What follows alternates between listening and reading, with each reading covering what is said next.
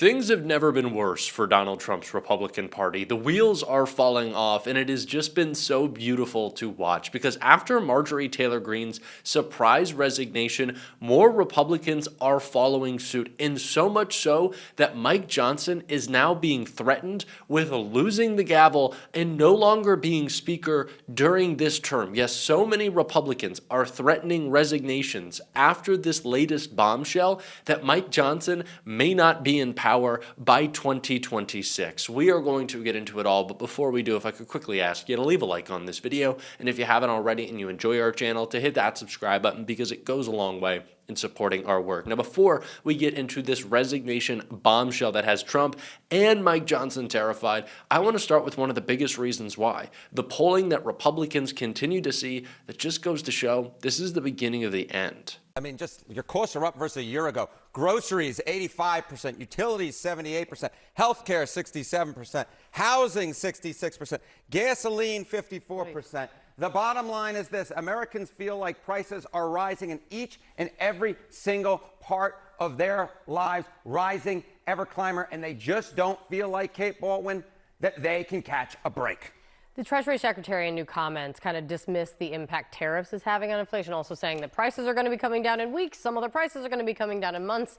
What do Americans think about that? Yeah, they think he's full of it. That's exactly what they think. I mean, just take a look here. Tariffs raising prices are raising prices right now. I'm going to come over Kate's side of the screen, 71%. How dare you? How dare I do that? 84% of Democrats, 74% of independents, and even a majority of Republicans. When you can get a majority of Republicans to agree with majority of Democrats, you know that the pain is being felt by the American public right now. The Treasury Secretary can try and tell the people something, but they can feel in their pocketbooks. They simply put, don't buy what he and this administration is selling them when it comes to tariffs. Donald Trump ran a presidential campaign of lies about affordability, about lowering your groceries, about making rent cheaper, about making energy cheaper. And not only did he not do that on day one, he has done the opposite on day one by announcing tariffs, by creating idiotic economic policy, by giving giant tax cuts to the richest people in human history.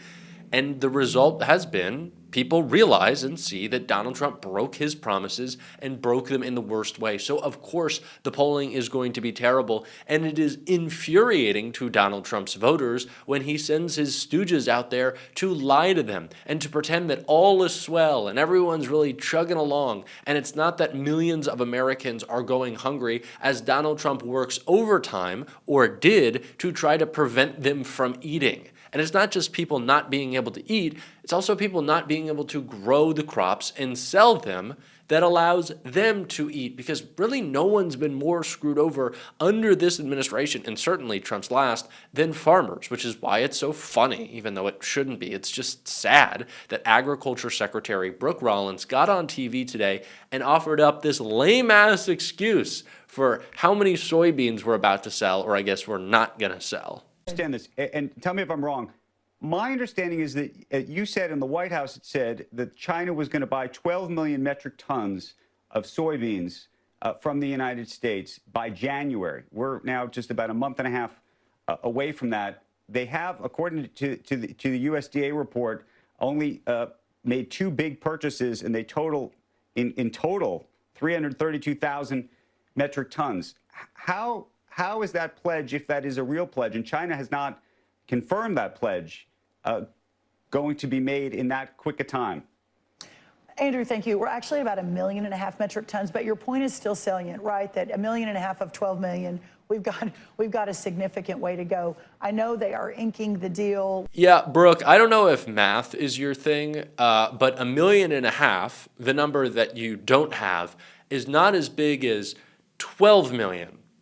Those are very different numbers, and I don't think that we're going to get there in the next, I guess it's a couple of weeks. I don't think we're really going to move 11 million soybeans. So yeah, Donald Trump once again has screwed over our farmers.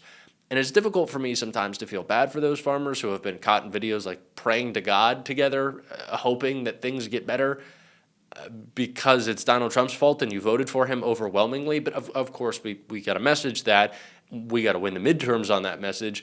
And it looks like we might even be winning the midterms before the midterms happen, because the resignations are rolling in following Marjorie Taylor Greene, so much so that Mike Johnson, according to some Republican insiders, might be losing his gavel before we even have an election. Furious House Republican warns more explosive resignations are coming after Marjorie Taylor Greene. A senior House Republican is warning that Marjorie Taylor Greene's sudden decision to walk away from Congress is only the start of deeper implosion inside the GOP. Greene, 51, will retire in 42 days, announced the end of her tenure Friday night with a sweeping indictment of Donald Trump's second term in the party, supposedly tasked with backing him. Her central argument is that Trump and House Republicans are abandoning the president's priorities, growing complacent, and barreling towards wasting a razor-thin majority. Several GOP lawmakers told reporters that they are also weighing midterm retirements, and another clearly frustrated senior Republican delivered a blistering assessment of the president's trajectory.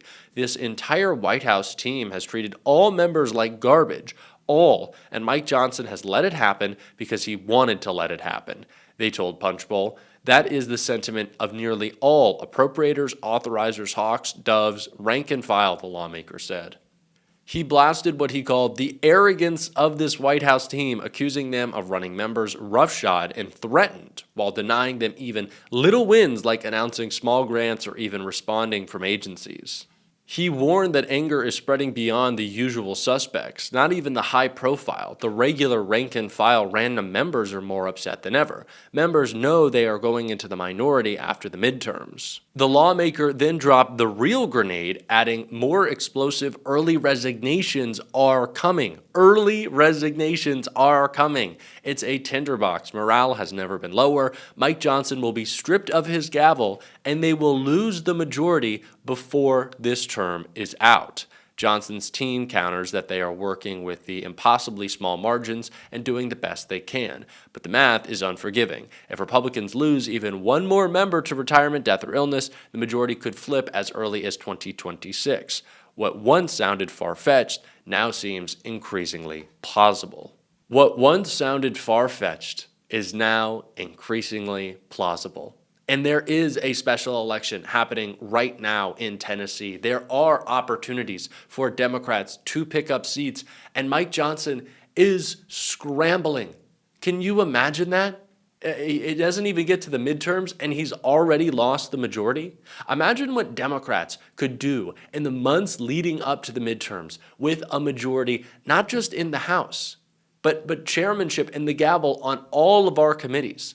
Imagine the subpoenas that could go out of the Oversight Committee. Imagine what Robert Garcia could do to this Epstein scandal as we get to the midterms. Imagine the devastating blow that would be to Republicans. And Republicans in Congress are saying it is going to happen, that there will be at least one more resignation, and that more could come. Because if it looks like Mike Johnson is going to lose his gavel, why even stick around? They would be depleted of their numbers. Democrats would do whatever they want. And what we want to do is hold this administration accountable. Bring Pete Hegseth in, Pam Bondi in, Kash Patel in. Hell, bring them all in. Why not? Put them under oath. Expose their crimes. Expose the cover-up. Get more information about Donald Trump's possible murder of Jeffrey Epstein in 2019. Get it all. Why not? That is what Mike Johnson and his Republican Party and Donald Trump and his Republican Party are staring down, because more Republican lawmakers are threatening to call it quits. That is how bad it has gotten for Donald Trump. Imagine that. Losing the speakership without even getting to the midterms. The worst presidency in history. The worst Congress in history. With a little cherry on top. Doesn't that sound like a delicious ice cream sundae of fucking karma? Got me salivating. Got me licking my lips over here just thinking about it. Give me one more resignation. Give me two. I'm going to get greedy. Give me three. Why not? We'll take all the resignations. See the smile on my face? This is what the collapse of the Republican Party looks like. It is so sweet. It is so delicious and sweet. And we are going to enjoy it, and we are going to continue to call it out, and we are continuing to point out its hypocrisy, because it's how we win. And that's why Jasmine Crockett was slamming the hypocrisy of the MAGA movement right here. Down to the election, there were a lot of people who really believed that the Republicans and the president were all about getting the bad guys out. People truly believed your words, but your actions are not matching up, because I've got the receipts showing that they are not matching up. And so call us a little paranoid in believing that the hypocrisy may continue to come from across the aisle. Speaking of hypocrisy, I do want to point out, since we're talking about Jeffrey Epstein, because we couldn't talk about Epstein before. If y'all recall, we were gone for about 2 months because we couldn't talk about Jeffrey Epstein.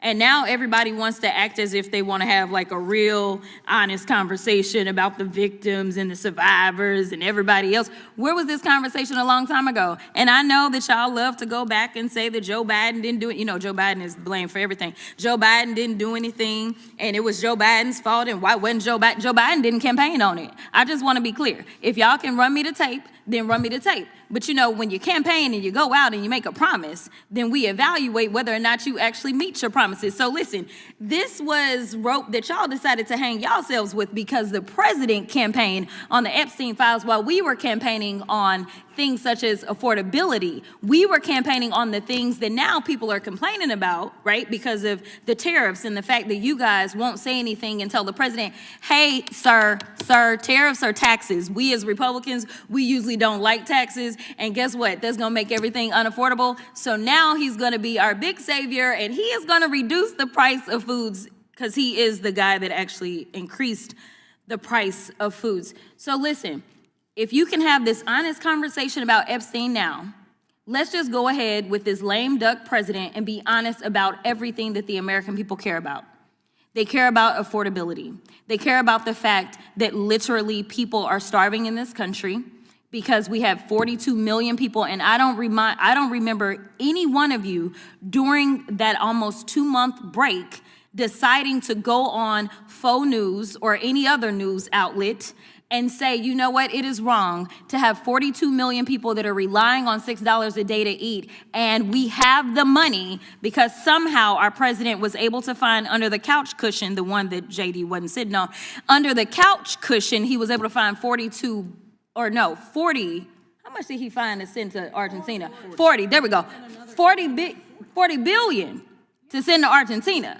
But those emergency funds, he couldn't find them emergency funds so that Americans could eat. So listen, if y'all are gonna be honest and talk about Epstein right now, let's be honest about everything that is causing y'all to lose real bad. Did y'all see the election results on November 4th? It didn't go very well. So let's just start having honest conversations so that hopefully some of y'all in some of these tight seats, maybe y'all can get reelected and we can just work together. But we will continue to call out these fools every single day on the show. And if you want to support that, as always, you can hit that subscribe button, leave a like on this video. If you stuck around to the end, drop a blue heart in the comments. Keep on fighting, y'all. Don't let them silence you. And until next time, I'll see you soon.